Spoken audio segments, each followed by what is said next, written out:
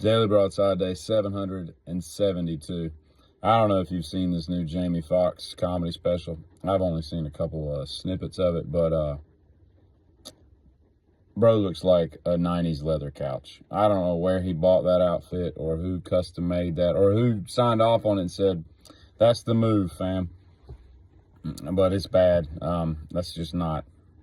I don't think that's the way we should have gone with that. But I can't tell you how good the comedy is, but I can tell you how bad the wardrobe is. You know, I lost my dad back in September, and which if you've lost a parent, it's a very strange, surreal experience. I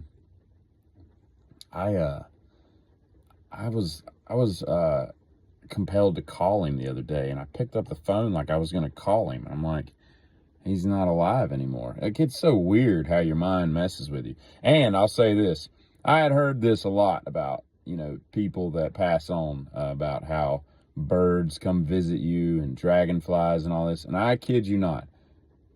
I've lived in this house for 8 years, basically. And I have never seen a hummingbird. I've never seen a dragonfly.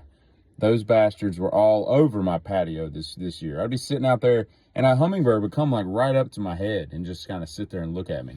Dragonflies would come and land on my shoes, and I got them propped up on the table. It's just weird, man.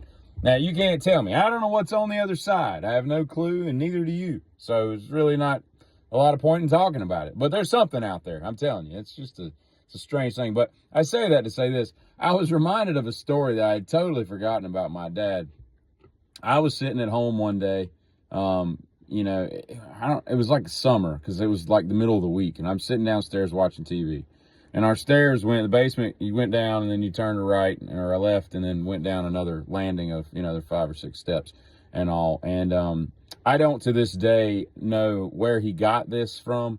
And I'm not easily scared, typically speaking, but he had borrowed a complete gorilla suit from someone at work, a friend or somebody, and he had brought it home.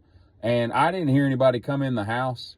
All I heard was somebody come barreling down the stairs, and I turned my head to see a full-grown 6'2" gorilla coming at me, making all kinds of weird noises. I jumped out of my skin until I realized it was not a gorilla.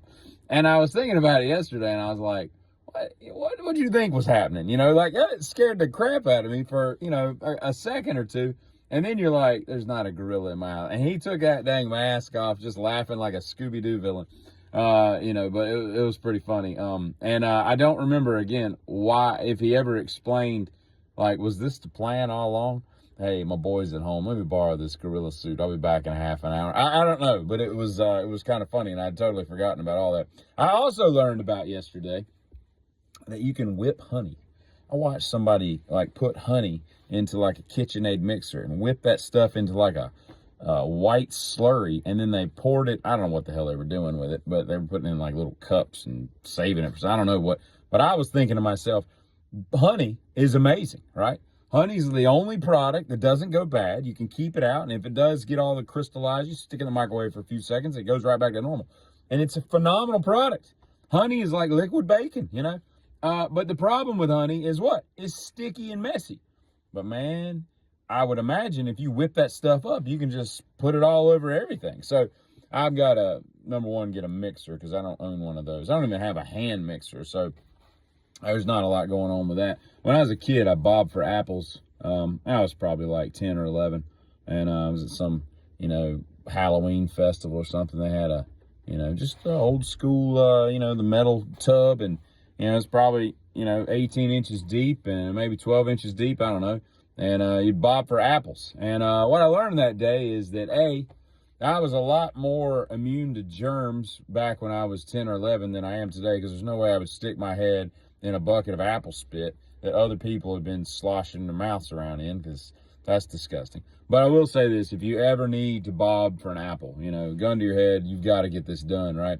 Don't try to, float around grabbing at it, because it's just about impossible. Unless she's got just some massive mouth and the apple is massively small, she's not going to work. Grab one and jam it down to the bottom, pin it on the bottom like an alligator taking prey, and then bite into it and bring it up that way. That's really that's the only way you're going to get it done. So there's that food for thought today, literally speaking. Y'all have a great rainy ass Sunday. No, today's not Sunday. Today's Wednesday. Miraculous. Yeah.